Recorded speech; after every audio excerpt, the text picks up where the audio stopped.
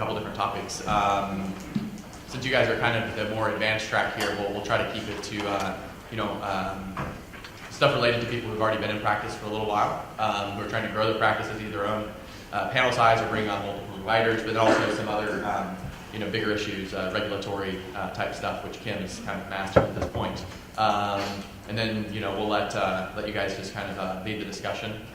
So how about we start like on a specific topic though, so we kind of lead the discussion. So let's start with I guess like the growth strategy part of things. How do we grow our practices? When we're open, we've been open for more than 6 months. We have hundreds of patients. How do we get to thousands like Josh?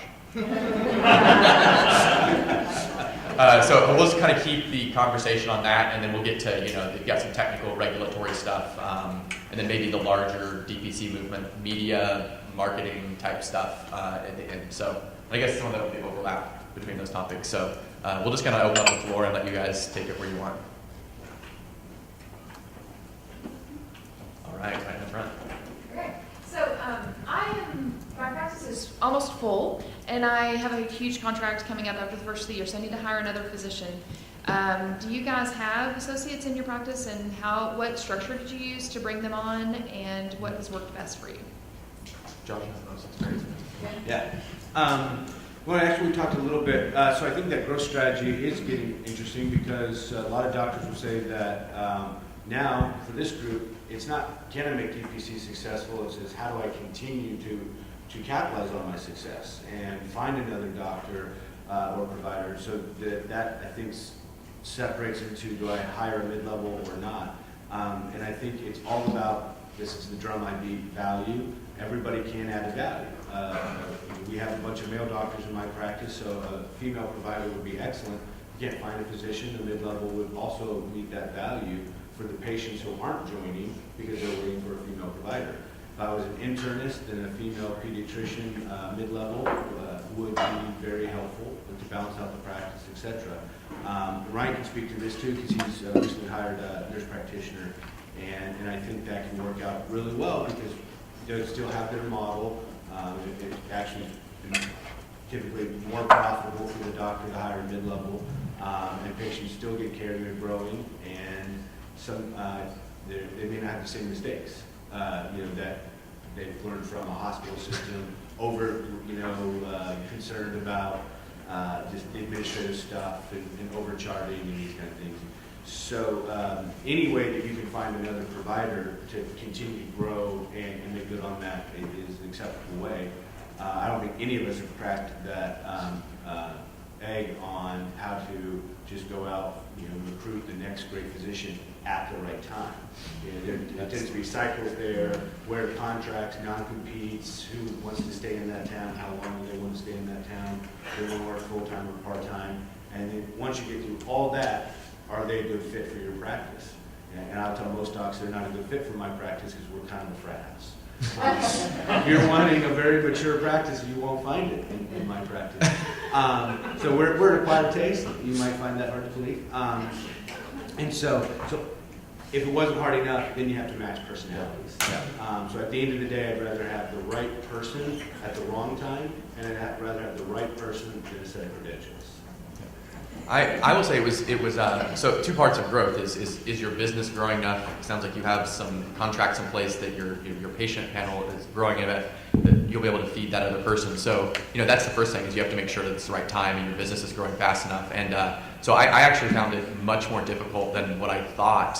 So I've been trying to hire another provider for almost 2 years. So I'll tell you, the people who come to this conference and all you in the room are unique. You're not like most doctors. You may have not realized that. Most people just are not willing to think outside the normal boxes we've created. Most of them are not entrepreneurs. Most of them are scared. A lot of them are burned out.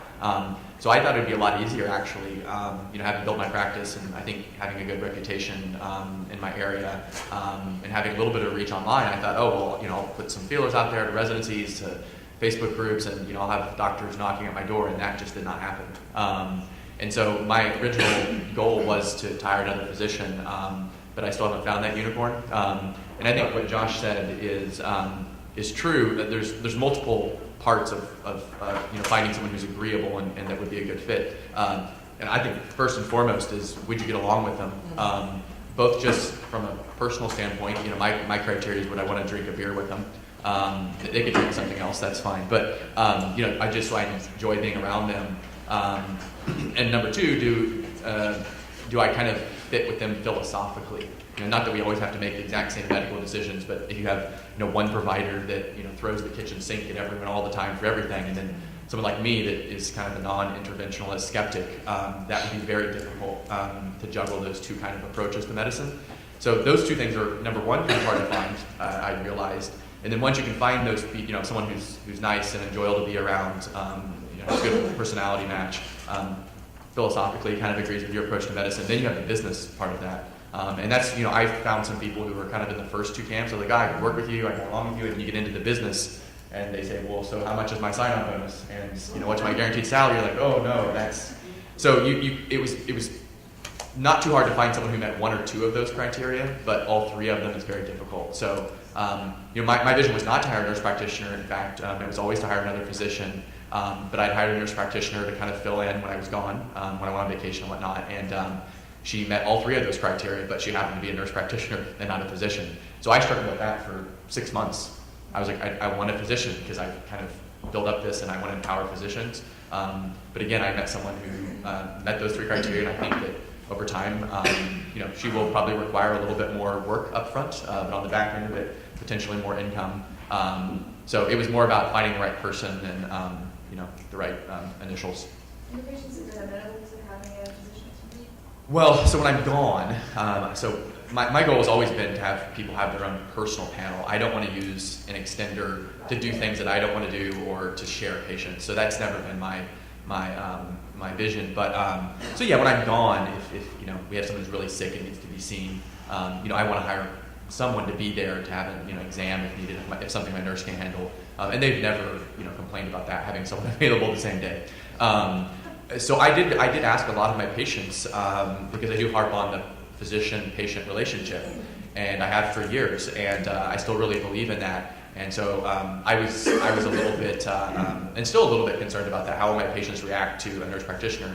And so some of this becomes an ego issue, and I've had people tell me this over and over, and I still don't quite know how to take this, but I think sometimes physicians' egos are pretty big, including mine. And so I was like, well, if I hire a nurse practitioner and I say she can do the same thing that I can do, that devalues me.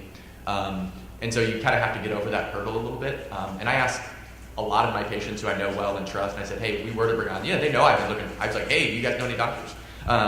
As good as any source, I guess, to get a referral to your own patients. But so I asked a lot of them who I trust, what would you think if our second provider was a nurse practitioner? And 4 or 5 of them said, it'd be absolutely no problem with me. And I'm like, but I'm a doctor. And so I think patients probably don't think as much about that as doctors do. You know what I say? I have a nurse practitioner who covers me. She covered me yesterday. I say, I supervise everything she does. I'm within a phone call reach. I co-sign all her notes, so I'm supervising everything she does. And I think that makes people feel a little bit better if they're having issues. Not everybody does. But if having run a practice and hiring and firing people for 13 years, this is no different. You're still hiring somebody in fee-for-service or in DPC. And what makes this more unique is the model. People interview really well the first time. And I got burned a few times, thinking they were great. They got into the office and a few months in, and it could be a provider or it could be an ancillary staff member. You got to go with your spidey senses, and even though you trust your instincts, sometimes you're wrong. But make sure you have some kind of agreement that is airtight.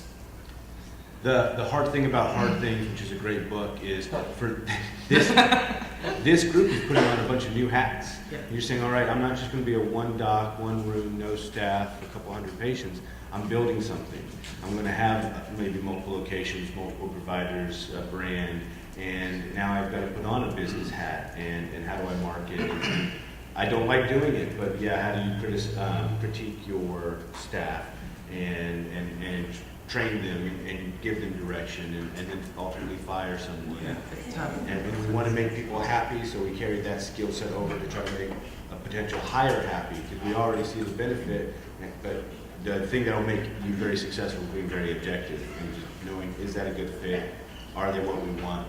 it's better to have the right person than just to push something that doesn't fit. From my talks with doctors who had multiple providers, I would say 80 to 90% of them knew that provider really well before they hired him. Most of the DPC practices I know, they had some kind of pretty strong relationship with them, and then I know Josh is a partner, and you've known in some capacity almost every doctor you hired. I've run out of friends to hire. Yeah, and so I really had no friends. It's literally the problem. So what I learned in this process, I actually have no friends. Yeah,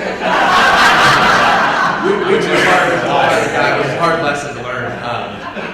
Plus, you guys have a really nice network. Yeah. You really do. But even at that, I said it was difficult. But I've gotten people mailing me. I've had RNs and I've had PAs and nurse practitioners mailing me letters. I get in my office. I'm looking for a job. I love your model. And you got to start from scratch. You don't know that person. I think maybe a good way to kind of have an extended interview, as Tim said, sometimes people can, in an hour encounter can impress you. But the one thing I'm most comfortable with hiring my nurse practitioner is she's seen my patients. My nurse knows her really well. I trust my nurse, and so that's the thing I take most comfort in is I actually kind of know her approach. And she, when I've been gone and she's covering, she's had to deal with some of her really difficult patients. And a couple of them in particular, my nurse said she handled like a champ. And I was like, if she can handle that person, she can handle anyone.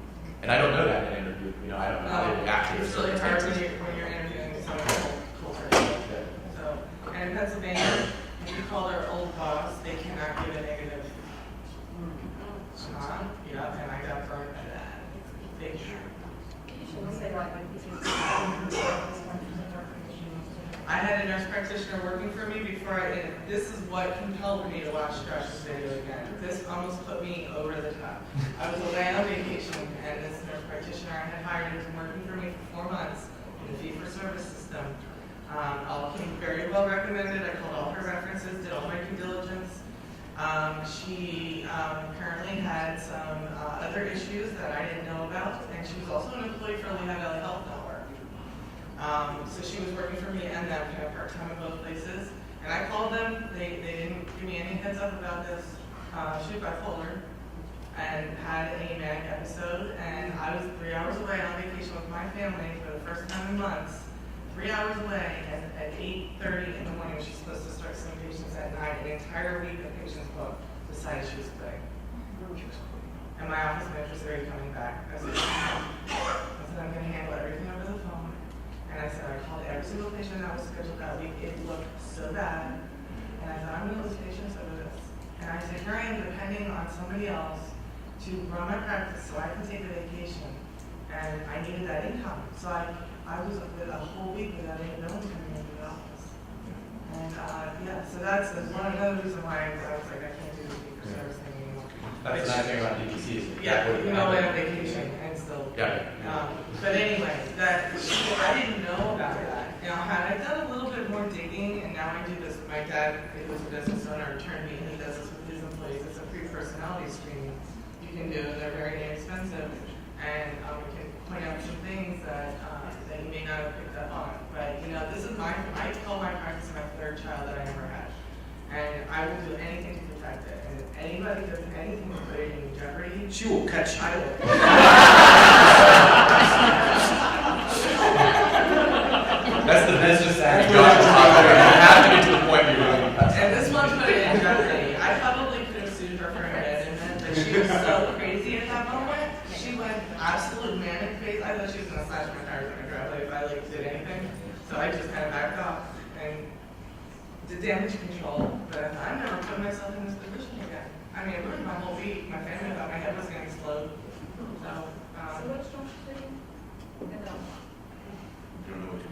Which video? When you In 2014, the DPC summit. Was that the 2014? Phil has all the videos Yeah. online It of was lots the- of people. Yeah. It was like one of the first, I think one of the first times you were videotaped. Was that 2014 as the DPC summit? You got up there. Yeah. Josh is You're not all the way back to putting- college and was unrelated. Exactly. It was a video of You physician. search the internet, you'll find it. It's what turned me on to DPC. A family friend who's an orthopedic surgeon in downtown said, you need to check this out. And he's a big free market guy. And I just kind of watched it for a year and let it digest. And then that was the tipping point where I'm like, I'm watching Josh one more time and I'm going to do this. Got one right here. So my question is, so we're on the topic of growth, and you guys are all experienced, and even some of the people in the audience. So the past year we've seen some failures on large scale DPC, Q Lions, turntable, things of that nature.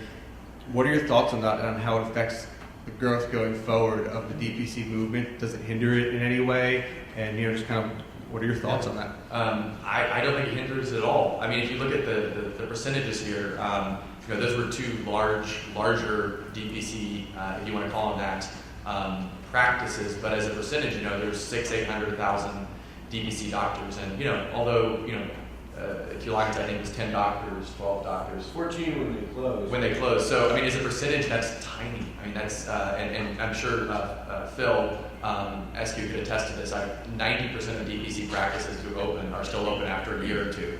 None of us have, 10 or 20 year track records here, but, those companies, I don't want to bore you guys with this, but I think it's important.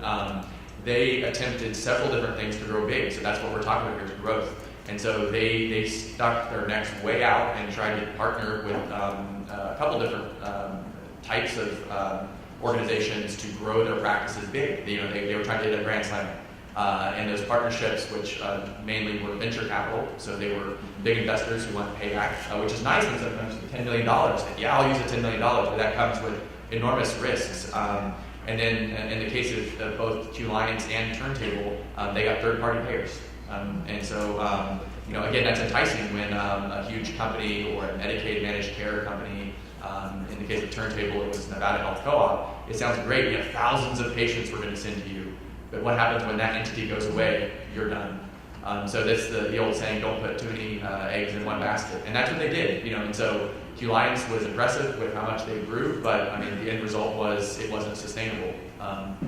So yeah, I don't think it has anything to do with the larger DPC movement.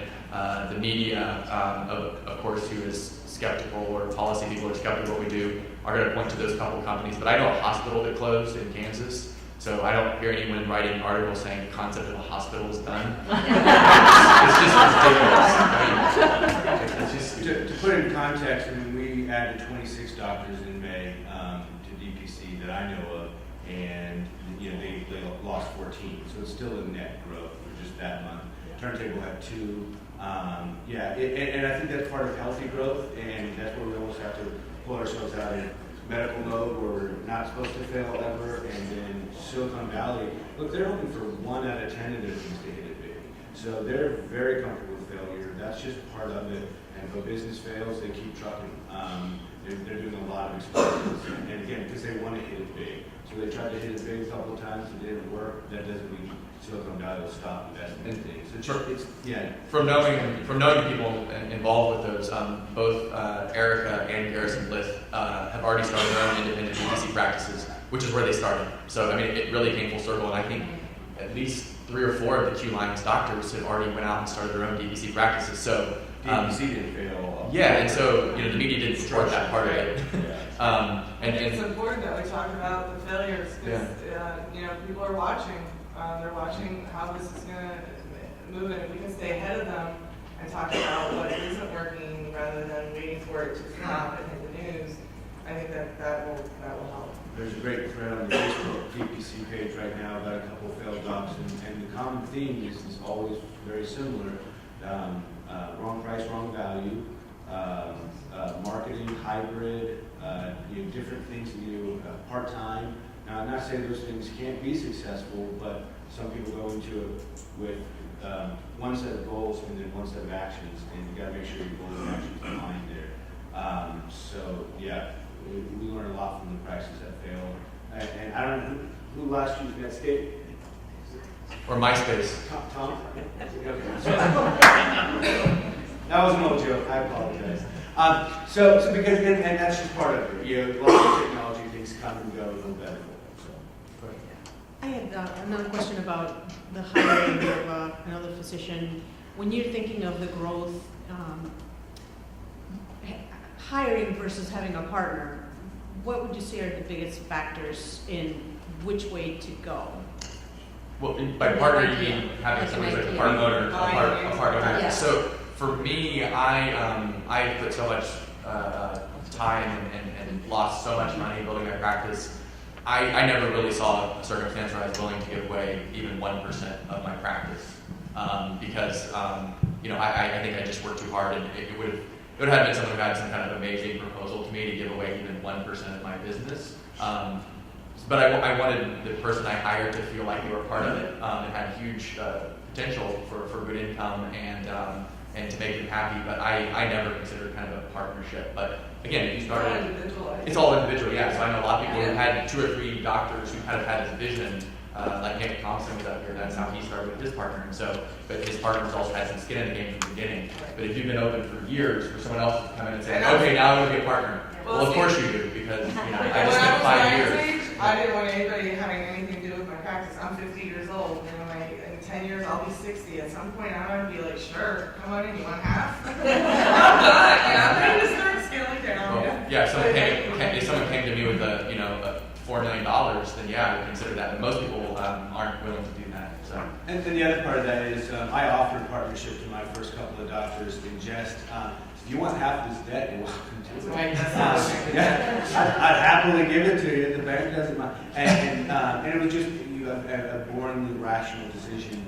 If we added you one that's a legal expense, an accounting expense to figure out what you own and what you don't, and because you've got to prepare for divorce, because that what happens. So you have to pre-plan all these future things so that you can give me $50,000 to be part of the practice. Now you're $50,000 in debt.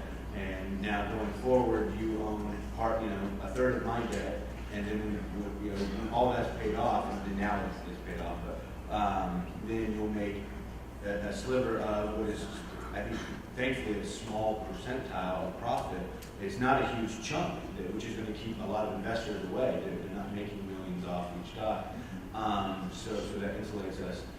So you're going to spend a lot of money to get a small sliver way later, and the investor type mentality that entrepreneur is, I'll take less money now for more money later, that delayed gratification, and most of your employee docs would prefer less money now, and just secure that. The difference of 180 to 200 to them doesn't mean as much, but the difference of having to wait several years to get to 220, 230, 240 does. So ultimately it comes down to, do you want to run a business? When the Xerox breaks, do you want to kick in 30% of that? No, they just want 30% of the business. That's where that conversation usually goes. We got a trademark lawyer on us trolling us that we're violating some other Atlas company's brand. Do you want 30% of that lawsuit? It probably won't go anywhere. I think it's just a troll. But that's the kind of thing when you're an employee, you don't worry about that. None of those things come up as a stress. If patients pay, 5% aren't paying this month, my docs get paid regardless. And most docs just aren't that interested to say, I am so itchy to run a business. That's not mine, but I definitely want to keep with yours. So, yeah, I think that's what it comes down to. Is just logically, most people don't end up wanting that with the responsibility. I was just going to ask for your comments back on patient growth. One of the things that I wanted to mention was I struggled for the first 2 or 3 years so emotionally, almost daily. Have I added a new patient today or have I not? Am I elated or am I depressed? And so one thought, I'd love to hear you guys' thoughts, but for those of you who don't know me, I love Jesus, and my word every year for 3 years has been something along the lines of be content, be satisfied, be patient, something along those lines, because I would just live and die every day, every week, every month on how many patients, how many numbers had changed. And I know there's an economic aspect to it. I mean, we've got to pay the bills, we've got to pay ourselves. I can answer this one first. But be content, take care of the patient in front of you, love the day. Love the day is right. So I called John's Big B, my Pennsylvania buddy, and I said, I gotta tighten up my patient agreement. I'm bleeding patients, and they're coming to me just for stopgap. So yes, am I adding patients? One left today. Did I add another one? Am I gonna meet my overhead? You know, I'm almost 2 years in, but that first year was definitely stressful. And I found people were using me, you know, so you worry about whether you're getting the patients in, if, you know, I had a new sign up, somebody left, why did they leave? So you start to identify what's bringing them in and why they're leaving. And so when I was stressed out, like you were feeling, Jeff, I had to stop and look at that and be thankful, first of all, that I was where I was and know that I could do something maybe to help things along a little bit better.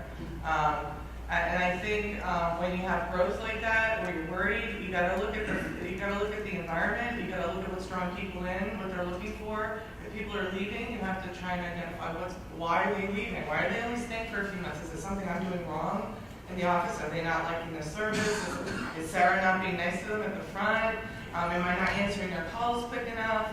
And that helps kind of frame the whole thing, so you know that you're not. I think we're so used to beating ourselves up so much that I think we have to realize that it's not us.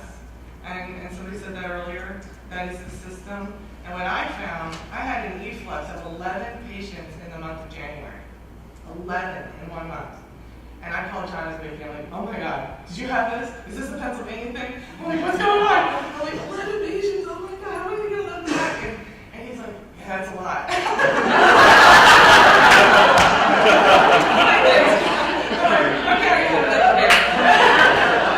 So I started looking at the behavior. I went back and I looked at all of them. I'm like, when did they sign up? And when are they leaving? I'm like, oh my God, they're like leaving like in 2 or 3 months. Because you get so wrapped up, you don't remember when people are signing up. And I'm like, they're using me as a stopgap. That's not the kind of practice I want. That's not my vision. So I rewrote my patient agreement to be airtight. And believe me, it has headed a bunch of them off in the past who are just coming in to want like their 2 months of care before their insurance kicks in, or they just want their 90-day meds and they're just going to move on to wherever else. But when you get that stressed out, my point is I had to stop and step back and look at the big picture and look at, oh yeah, now look, the good thing is I have this many patients. The bad news is I haven't had a sign up in a week. But the good news is, and so it's hard to do that, and especially when you're relying on signups. It's so different than the old system. You're relying on those signups. So every time you get that email that so-and-so, I hate to do this, but I'm canceling my membership, it hits you in the heart. If you hate to do it, why are you doing it? Yeah. Yeah, I'm cursing under my breath when I read it. Because the country club membership went up. Well, right. Curse out loud. Too. Yeah, and they just went on a cruise and this and that, and you're just like, oh, there's so much work into this. I'm putting my blood, sweat, and tears in. So you just got to step back and reframe it and still value yourself. You have to do that. Well, I think that those emotions change a lot when you're at 100 or 200 patients versus 600. Yes. So yeah, in the beginning, I was in that mode a lot, and I had horrible weeks and good weeks. And we still have that where even at 600 patients hiring a second provider, we've had 16 people quit in a single month. It was like a family of 8, and then they're a small business, and it's like, holy crap, how did that happen? But it hurt a lot less because I'm like, okay, I'm down to 590, or I went from 610 to 600. That's not a huge deal financially. So yeah, in the beginning, every person that quits, it just kills you. And now I just get annoyed, and I just Well, we're putting our blood, sweat, and tears into this, really, and people. It's just that sometimes, for me, it was a symptom of how they don't value their primary care or their primary care physician. The primary care themselves and the person providing it, and it's a symptom of the system. It's not me. Well, I think a lot of older doctors have told me this, but you can't care more about your patients than they care about themselves. We do, though, and you can't stop us because we're family doctors, and that's what we do. But sometimes you feel like you can save somebody, and you feel like, oh my gosh, I can help them so much, and you realize they've done better under your care, even if it's been for 3 months or sometimes 2 or 3 years. I've taken care of somebody who came in who was just an absolute train wreck, and I see how much better they're doing. And they'll even tell me that. I'm the healthiest I've ever been, doc, but I gotta leave you because whatever. And you're like, so how much do you really value your health and our relationship? And the answer is not near as much as you thought they did. You know what? So what I did is I crafted this really nice email, and so I'm killing them with kindness. And I do have to wish them well. And I say, you let me know, please, if you need anything in the future. It's been my pleasure providing you care for X amount of time. I wish you all the best and health, and we're here if you need us. And actually, it makes me feel better. It's like a catharsis. And you're putting out positive energy rather than being negative or angry. I'm putting out positive energy. That positive energy hopefully will come back. Oh, I think what it is professionals. That's it. I mean, it's fantastic. I think we should embrace that. I mean, that is the professional role. It's the parent role. We're not happy about it. I don't like telling you no to your antibiotics and having them mad, but it's being a professional. And even though, yes, we're hurt, very much so, emotionally, I'm going to do the professional thing and write you a happy email, and you are welcome back. Because if I write you an angry email, you're going to go tell, oh, asshole doc so-and-so, you know, and that doesn't help grow your practice, so that's not part of your vision. But also, I kind of reinforce the let's not have a fallacy that we're going to get 100 patients who are never going to leave us. That's right. And we're going to have them for 40 years until we die, and then they go find another doctor. And you know what the funny part is? Like, I still have paper charts in my office, believe it or not, from 13 years ago. And, like, when we had paper charts, you'd walk into your chart room and you'd see all these charts in your fee-for-service. Oh, all my patients. Right. All my patients. But you know what? They don't all come in. Yeah. But in our fee-for-service mind, they were all our Yes, patients. they were committed They were because they've been committed. collecting dust for 8 years. That's right. But this is totally different. Now our patients. It's an active It's decision. right. So it's a mindset. They quit you. Yeah, they can quit. They weren't just collecting dust, they quit you. Right. So I wanted to piggyback on this conversation about attrition and ask a question that's like sort of on the positive side of it. So I've been open for 1.5 years, and I was challenged by a friend in marketing. She said, what are you doing to nurture the patients that are already on your panel? So this is completely different thinking than what we've ever had to do as physicians. Normally we sit there and we take care of patients and that's all we do. But she was challenging me to do something. So I have patients who've shown up 1.5 years ago and haven't come back since. Well, they're healthy, they're happy. You know, what do I do to keep them engaged so they don't just drop off right So away? I'm driving and I worry, I'm like, oh my god, they haven't heard from me. Right. Are they gonna quit? Yeah. They're monthly fees. Their credit card bill, they're gonna be like, why do I need this? I haven't heard from her in 6 months. So I'm driving, I'm always thinking. So I'm always sending out emails with healthy tips, healthy reminders, and I call them my MIPS, my medical informative posts. I do them on Facebook and I Did you email. do that at Iron? The MIPS? No! Did you come up with the acronym? It was before MIPS. The document acronym letter with It was patients. before MIPS came out. Yeah, mental. Article, gardening, No, you know what? atlas. It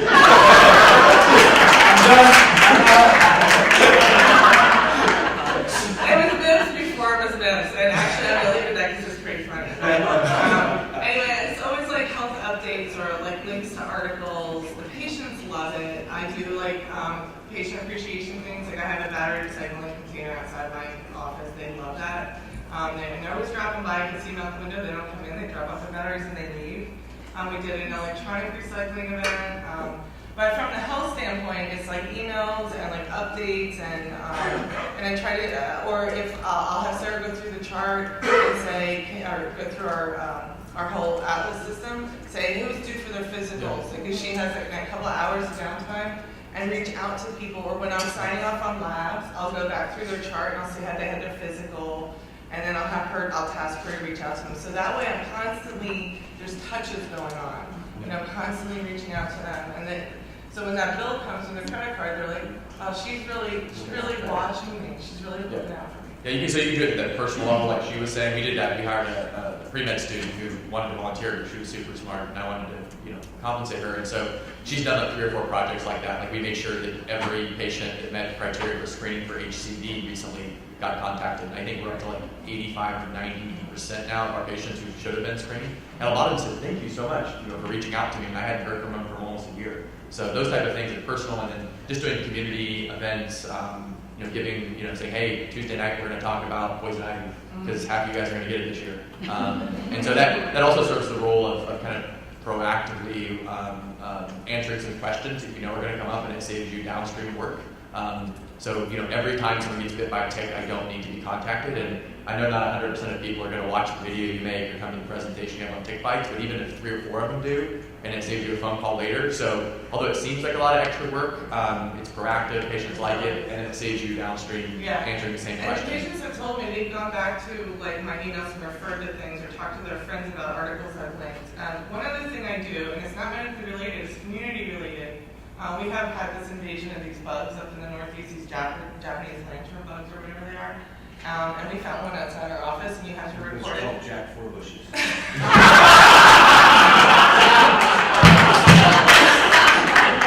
I'll send you a picture. You have to hang it outside my office, and you have to report it to badpabugs.com or something. So I put a link. I mentioned a mass email out to my patients. I'm like, by the way, we just found one of these outside of our office. You guys see it in the neighborhood of the state wants you to report. They love that stuff. Like, it doesn't even have to be medically related. They love that. Like, we're like I'm a community, like we're a family, and I'm giving them like community involvement. So those are things too you can do to engage your patients and to let them know. And great artists borrow, good artists borrow, but Great artist. thank you. Okay. We do money, among other things. We did a $500 raffle for flu shots, and then Ryan did a $1,000 raffle for flu. We did 2 500s. Okay, yeah. Yeah. I wouldn't read that 4 You papers. did, and then I was a little timid to post it. I think you posted like a $1 fan. Yeah. Flash the camera. Flash Right. the camera. Boom. All right. So and then we sent out. We did one $50 Amazon gift card just for reading our thing about influenza, and a 1-question survey. Was this helpful? And I did it for free with Google Forms, and we had like 400 people do it. A Google random number generator, 278 was it. And Doug's patient, and he sent her, a let us celebrate. Let us. Yes. And so little things like that, they just go a long way. So, if we each had one good idea, we'd have more ideas than we could use all year long. So you just start to see I think that's a great part about liking each other's Facebook pages, so that you're seeing what other docs are doing, so that we are sharing best practices. That's the whole viral approach. Yeah, and it's customer service. I mean, if a patient refers another patient to me, I send them a thank you card and a $10 gift card to Redlands. So any patient who refers somebody else, they get a thank you card and then this gift card. They love it. I think we'll do that with hair. We do that too. Common appreciation, and they get a card from me, and I sign it, and you write their We do account. that too. You do it any way you want it. That's the beautiful part of it. I've heard there's some regulatory issues with doing a free month of care, so I don't know if anybody else has heard that. You'd have to ask Phil, but you can always forgive someone to bill. Yeah. I mean, I doubt someone sues me for giving them free care. So. Yeah, I mean, That's not another person. Right. yeah, I mean, so there might be in some circumstances, depending on how you arrange that, but just saying like, hey, I like you, I'm just not going to charge you. I don't think it'd be a legal matter, but. I think it's important. You talked earlier about learning from mistakes. We're on kind of a marketing thing. What are some marketing things, some investments you made that really did not pay off, either financially or in terms of bringing new patients? What didn't work? For us, print in the lifestyle magazines, I think it's really easy. They're, it seems like a great population, and they're glossy, and everybody's looking at them. My experience was, if you put in a lot of detailed text and they read it, they will understand how DPC is different, but they won't read it. And if you put in just a little bit of text, be like home visits and cheap meds and stuff, they'll read it, but they won't really appreciate that you're different and how. And they don't reread ads. I mean, think about how often you're flipping through something like that. I see Ryan all the time. Yeah. Those gossip articles. Yeah, sure. And so you're flipping through for pictures. You're not reading for substance. You might see a gorgeous kitchen or a remodel or something. You think that you're not looking for a doctor in those so much. So that didn't work out great for us. As an example. For me, I dabbled, I'll say, in some paid advertising, radio, and some sponsorship things in the newspaper, and almost all the paid advertising I did was terrible. And of course, the thing when you get into talking to the people who sell you advertising, they say you have to do it for a long, long time, like 25 years. And I'm like, of course you're going to say that. And so that, that's what the meetings say. You spend money and you haven't seen a single patient in 6 months. Well, yeah, you got to do it the 9 month mark. You get to 9 months, but just 3 more months, and that's, they have all these fancy terms that kind of make sense. And I do know that there's some people who use paid advertising that have worked, but most of the doctors I've talked to said they thought it was a waste of money, and they were a lot better off, spending that hour of time going around and talking to a small group of people. But it's sometimes I think doctors feel uncomfortable doing that, so in lieu of that, they say, well, I'll just pay $500 for the newspaper to do it for me. And I just don't think there's any substitute. So for me, it's been, if I'm going to spend my time or money, I'd rather, walk with my feet than spend my dollars. Social media is easy to get started, but it's various effectiveness depending on how you do it. So Facebook is easy and cheap, especially if you don't do any sponsored You stuff. have to stay consistent with it. Yeah, but I also know a lot of doctors who are like, I post every day and no one responds. I'm like, it's because your stuff is boring and no one's going to pay attention. Social media is a huge topic in itself. And the truth of it is, whether you're in a print magazine or radio or Facebook, primary care is not attractive or sexy to anyone. Like, I don't care how passionate you are about it, it's just not. Like saying, get on Facebook. Yeah, well, some of us more than others, but yeah. So I think trying to sell primary care is dang near impossible. But you can open a conversation or intrigue someone with something totally unrelated. Again, a good example of like poison ivy, tick bites. People are really passionate about that because they hate ticks and they hate poison ivy. So on your Facebook page, I don't think it's probably too effective to say like, you're going to get great primary care with us. Like, people don't even know what that means, sadly, anymore. But if you say, hey, here's some cool stuff about tick bites.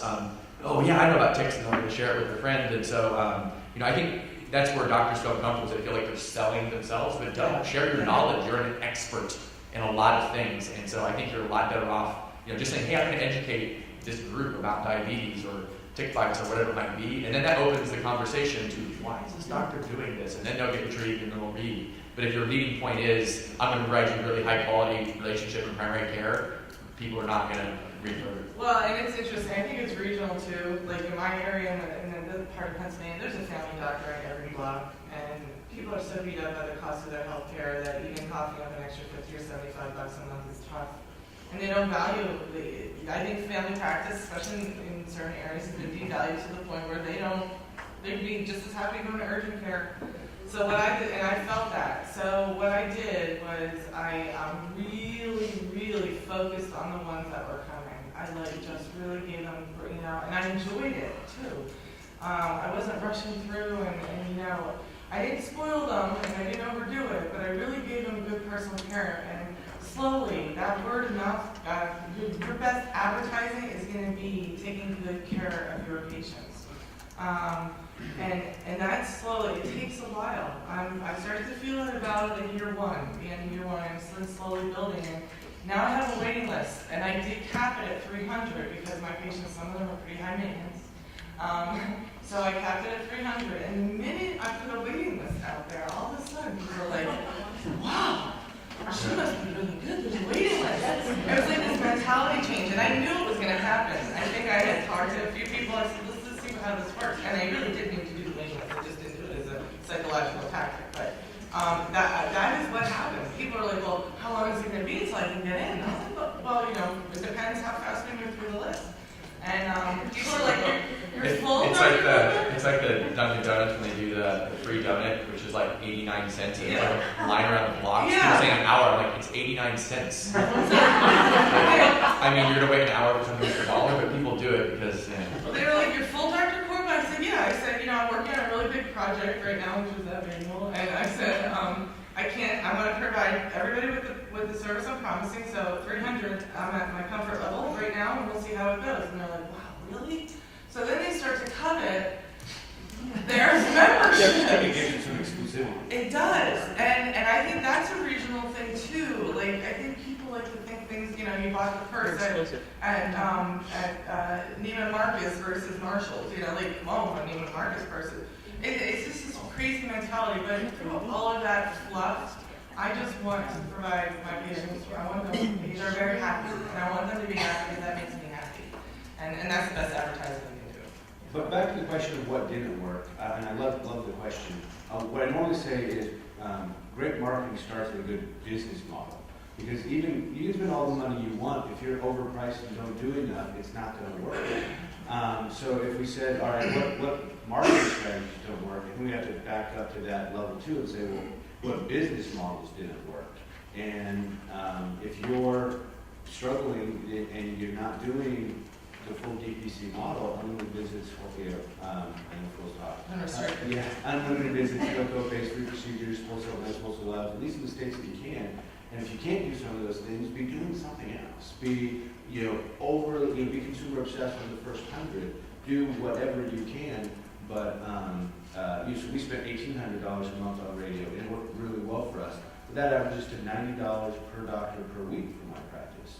So that's actually not so bad if you think you're posting boosting 2 or 3 Facebook things a week to grow. But we're in a growth phase. If you're not in a growth phase, then radio wouldn't be the thing. But if you're in Kansas City, radio station's going to hit 3/4 of the metro that'll never come drive to you because it's so spread out. So radio wouldn't work there.